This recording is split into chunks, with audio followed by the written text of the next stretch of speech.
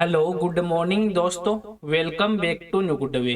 आज है दोस्तों 8 सितंबर 2023 और 8 सितंबर 2023 को हम जो भी डेली करंट अफेयर्स के जो इम्पोर्टेंट क्वेश्चन बन रहे हैं उनके बारे में हम डिटेल से डिस्कस करेंगे। और आज के दिन 8 सितंबर को कौन सा दिवस है वो मनाया जा रहा है। तो 8 सितंबर को विश्व साक्षरता दिवस के रूप में मनाया जा रहा है। तो साक्षरता वो किसी भी देश के विकास के लिए बहुत ही जरूरी है और देश के जितने भी ज्यादा नागरिक साक्षर होंगे देश उतनी ही उन्नति है वो ज्यादा करेगा। और साक्षरता है वो इसी के महत्व के प्रति लोगों को जागरूक करने के लिए हर साल अंतर्राष्ट्रीय साक्षरता दिवस के रूप में मनाया जाता है और विश्व भर में ये दिवस मनाया जाता है। और 8 सितंबर को अंतर्राष्ट्रीय साक्षरता दिवस मनाया जाता है, जिसमें साक्षरता दिवस है वो समाज में शिक्षा के प्रचार प्रसार के उद्देश्य से दुनिया भर में ये दिवस मनाया जाता है। और भारत में जो विश्व साक्षरता दिवस है उसको महत्वपूर्ण दिन के तौर पर भी मनाया जाता है। और आज की वीडियो की आपको पीडीएफ चाहिए तो आप हमारे जो टेलीग्राम ग्रुप है वहां से वीडियो की पीडीएफ है वो प्राप्त कर सकते हैं। और लास्ट में आपको क्वेश्चन भी दिया जाएगा जिसका आंसर है वो आपको कमेंट बॉक्स में लिखना है। तो चलिए दोस्तों स्टार्ट करते हैं क्वेश्चन नंबर 1 से। और आज का वीडियो आपको अच्छा लगे तो चैनल को सब्सक्राइब और इसका बेल आइकन है वो जरूर प्रेस करें, ताकि डेली के जो वीडियो अपलोड कर रहा हूं मैं उनका नोटिफिकेशन है वो आपको मिलता रहे। क्वेश्चन नंबर 1 है कि किस राज्य के रायगढ़, सोल और कोरापुट के कालाजीरा चावल के लिए जीआई टैग वो प्राप्त कर लिया है। तो इस क्वेश्चन का राइट आंसर दोस्तों ऑप्शन नंबर सी, ये उड़ीसा राज्य के जो उड़ीसा में रायगढ़ जिले के विशेष रूप से जो कमजोर जनजातीय समूह है, उसके डोंगरिया कोंद के लिए एक महत्वपूर्ण विकास में उनके जो उत्कृष्ट हाथ से बुने हुए शॉल, जिन्हें कपड़ा गंडा के नाम से भी जाना जाता है, और इसे प्रतिष्ठित भौगोलिक संघ के जो जीआई टैग है वो प्राप्त किया है। और जबकि जो कोरापुट जिले के जो कोरापुट कालाजीरा चावल है, जिसे अक्सर चावल का राजकुमार भी कहा जाता है, और इसको भी जीआई टैग का दर्जा दिया गया है। अब उड़ीसा राज्य है, तो उड़ीसा राज्य भारत के पूर्वी तट पे स्थित एक राज्य है जिसको आप मैप में देख सकते हो। और इसके पड़ोसी राज्य हैं जैसे झारखंड, पश्चिम बंगाल, आंध्र प्रदेश, छत्तीसगढ़ और उड़ीसा के पूर्व में बंगाल की खाड़ी। और उड़ीसा में जो प्रेजेंट है मुख्यमंत्री है वो है नवीन पटनायक और राज्यपाल गणेशी लाल। और उड़ीसा में टोटल जिले हैं दोस्तों 30। और उड़ीसा को राज्य का दर्जा मिला था 1 अप्रैल 1936 को उड़ीसा को राज्य का दर्जा मिला था। उड़ीसा की राजधानी है भुवनेश्वर। और उड़ीसा के जो संबलपुर के पास में जो हीराकुंड बांध है, ये विश्व का सबसे लंबा मिट्टी का बांध है। अब उड़ीसा से संबंधित जो इंपोर्टेंट बिंदु बनते हैं उन पर भी एक नजर डाल लेते हैं कि उड़ीसा सरकार ने जो गंधमर्दन हिल रेंज को जैव विविधता विरासत स्थल है वो घोषित किया है। और उड़ीसा राज्य ने जो मौज जंगली जमीन योजना उसकी शुरुआत की है। और भारतीय पुरातत्व सर्वेक्षण ने पुरी में स्थित जगन्नाथ मंदिर के पास एक 1300 साल पुराने बौद्ध स्तूप की खोज की है। और उड़ीसा के जो FIH पुरुष हॉकी विश्व कप 2023 है वो शुरू हुआ है। और उड़ीसा ने जगह मिशन के लिए वर्ल्ड हैबिटेट अवार्ड 2023 जीता। और नुआखाई में उड़ीसा में मनाए जाने वाला एक वार्षिक फसल उत्सव है। और उड़ीसा के मुख्यमंत्री ने महानदी पर राज्य के सबसे लंबे पुल का उद्घाटन किया है। और देवगढ़, क्योंझर और मयूरभंज सहित उड़ीसा के तीनों जिलों में विभिन्न स्थानों पर सोने के भंडारों पाए गए हैं। नेक्स्ट क्वेश्चन है क्वेश्चन नंबर 2 कि G20 शिखर सम्मेलन 2023 है, इसकी थीम है वो क्या है। तो इस क्वेश्चन का राइट आंसर है ऑप्शन नंबर ए, ये one earth one family one future है वो इसकी थीम रखी गई है। जो 18वां G20 शिखर सम्मेलन है, इसमें भारत की अध्यक्षता में जो न्यू दिल्ली में ये 9 से लेकर 10 सितंबर के बीच में आयोजित किया जाएगा। और G20 शिखर सम्मेलन 2023 की थीम रखी गई है वसुदेव कुटुंबकम, जिसका अर्थ है one earth one family one future है।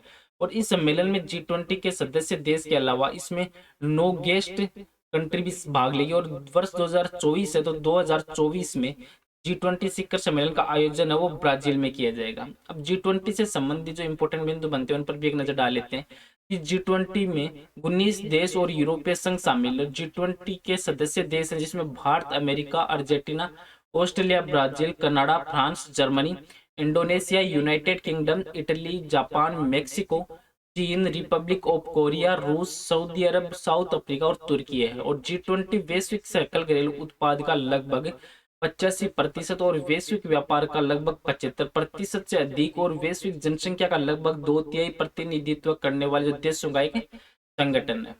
नेक्स्ट क्वेश्चन है क्वेश्चन नंबर 3 कि विश्व साक्षरता दिवस है ये प्रत्येक वर्ष किस दिन मनाया जाता है। तो इस क्वेश्चन का राइट आंसर है ऑप्शन नंबर ए, ये प्रत्येक वर्ष 8 सितंबर को विश्व साक्षरता दिवस के रूप में मनाया जाता है। और इसका उद्देश्य है कि विश्व भर में लोगों को साक्षर बनाना। और वर्ष 2021 में जो मानव केंद्रित पुनर्प्राप्ति के लिए साक्षरता डिजिटल विभाजन को कम करना, इसके तहत एक विश्व साक्षरता दिवस मनाया गया था। और अंतर्राष्ट्रीय समुदाय में साक्षरता के प्रति जागरूकता और महत्व को फैलाने के लिए सन 1966 में यूनेस्को के द्वारा विश्व साक्षरता दिवस को घोषित किया गया था और यूनेस्को की एक रिपोर्ट के अनुसार 2060 तक भारत वो सार्वभौमिक साक्षरता वो हासिल भी कर लेगा।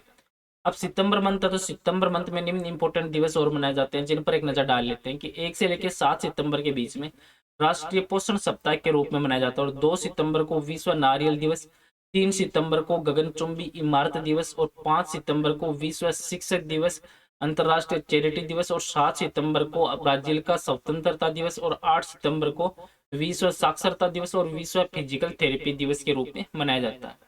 नेक्स्ट क्वेश्चन है क्वेश्चन नंबर 4 कि नेस्कॉम के नए चेयरपर्सन के रूप में किसे चुना गया है। तो इस क्वेश्चन का राइट आंसर है ऑप्शन नंबर सी, ये राजेश नाम्बियार है, इनको चुना गया है। जो प्रौद्योगिकी उद्योग निकाय नेस्कॉम है, इन्होंने कॉन्जिग्रेट इंडिया के अध्यक्ष और एमडी के रूप में जो राजेश नाम्बियार है इनको नए चेयरपर्सन के रूप में नियुक्त किया और नाम्बियार नए अध्यक्ष के रूप में माइक्रोसॉफ्ट इंडिया के पूर्व अध्यक्ष अनंत माहेश्वरी इनका स्थान लेंगे। और national association of software and service companies है नेस्कॉम, ये एक भारतीय गैर सरकारी व्यापार संघ और इसकी स्थापना है।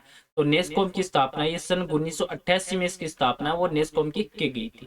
अब अपॉइंटमेंट से लेके जो इंपॉर्टेंट बिंदु बनते हैं उन पर भी एक नजर डाल लेते हैं कि हाल में किन का कहाँ पे नियुक्तियों की गई है। तो लोकेश सुजी है, ये 3 साल के लिए जो IESF सदस्यता समिति के लिए चुने गए और श्याम सुंदर गुप्ता ने मध्य रेलवे के प्रधान मुख्य परिसंचालन प्रबंधक के रूप में कार्यभार संभाला और कोजिनेट इंडिया के MD राजेश नाम्बियार को नेस्कॉम का नया चेयरपर्सन नियुक्त किया है। उदय कोटक ने कोटक महिंद्रा बैंक के MD और CEO के रूप में नियुक्त किया है और डॉक्टर वसुधा गुप्ता ने आकाशवाणी और समाचार सेवा प्रभाग की प्रधान महानिदेशक का पदभार ग्रहण किया है। मनीष देसाई ने प्रेस इंफॉर्मेशन ब्यूरो का कार्यभार संभाला और जया वर्मा सिन्हा है, जिन्हें रेलवे बोर्ड की पहली महिला अध्यक्ष बनी है। नेक्स्ट क्वेश्चन है क्वेश्चन नंबर 5 कि केंद्रीय मंत्रिमंडल ने हिमाचल प्रदेश और उत्तराखंड में औद्योगिक विकास परियोजना के लिए कितने करोड़ रुपए है वो मंजूर किए हैं।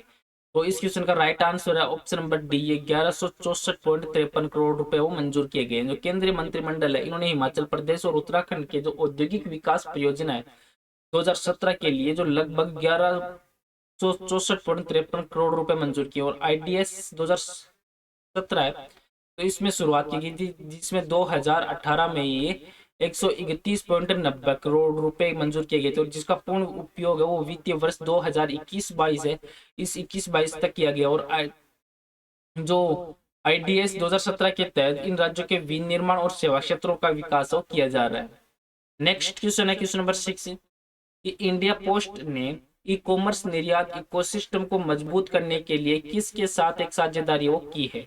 तो इस क्वेश्चन का राइट आंसर है ऑप्शन नंबर बी, ये सिप्रोकेट के साथ साझेदारी की गई है। जो ई-कॉमर्स निर्यात इकोसिस्टम है इसको मजबूत करने के लिए जो इंडिया पोस्ट ने सिप्रोकेट के साथ एक साझेदारी भागीदारी की है और इसके जो महानिदेशक हैं डाक सेवा के वो हैं आलोक शर्मा और सिप्रोकेट के मुख्य कार्यकारी अधिकारी है साहिल गोयल, जिनकी उपस्थिति में दोनों के बीच में ये समझौता वो सिप्रोकेट के साथ हुआ है।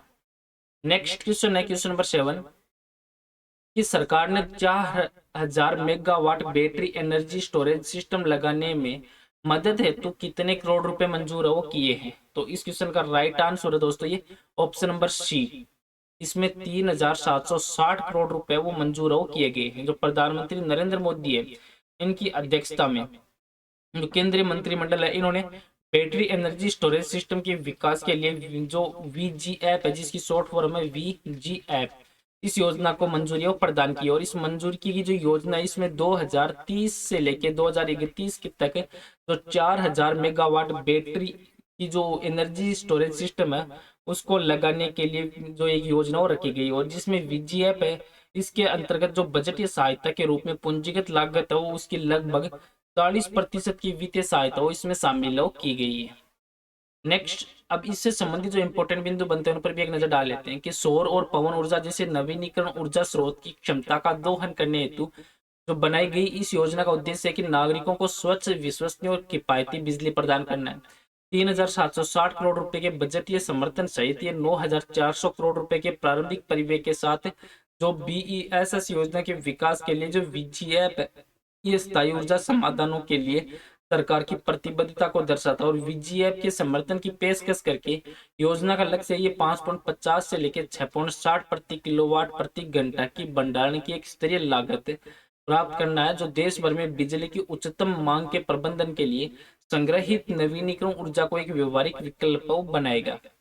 नेक्स्ट क्वेश्चन है क्वेश्चन नंबर 8 कि किसको मिस इंडिया इंटरनेशनल इंडियाज 2023 का ताजव पहनाया गया है। तो इस क्वेश्चन का right answer option number B, ये प्रवीणा अंजना को ये ताजव पहनाया गया। जो उदयपुर की रहने वाली है प्रवीणा अंजना, इनको मिस इंटरनेशनल इंडिया 2023 का ताज पहनाया गया, जिससे उन्होंने इस अक्टूबर में जापान में जो मिस इंटरनेशनल पेजेंट में भारत का प्रतिनिधित्व करने के लिए अपना ये स्थान हासिल किया। और 23 वर्षीय जो अंजना है, ये पेशे से सीए भी है, चार्टेड अकाउंटेंट भी है, और जिन्हें बचपन से ही फैशन और सौंदर्य में काफी दिलचस्पी रही है। और इनको हाल ही में मिस इंटरनेशनल इंडिया 2023 का ताज और प्रवीणा अंजना को पहनाया गया है।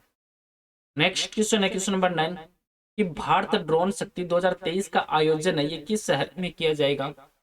तो इस क्वेश्चन का right answer option number C, ये गाजियाबाद में इसका आयोजन किया जाएगा। जो भारतीय वायुसेना और ड्रोन फेडरेशन ऑफ इंडिया वो इस महीने में जो उत्तर प्रदेश के हिडन गाजियाबाद में भारतीय वायुसेना के एयरबेस पे जो भारत ड्रोन शक्ति 2023 है, इसकी सह मेजबानी करेगा। और इस 2 दिन का जो ड्रोन इवेंट है, इसमें 50 से भी अधिक लाइव एरियल जो शो होगी इसमें किए जाएंगे।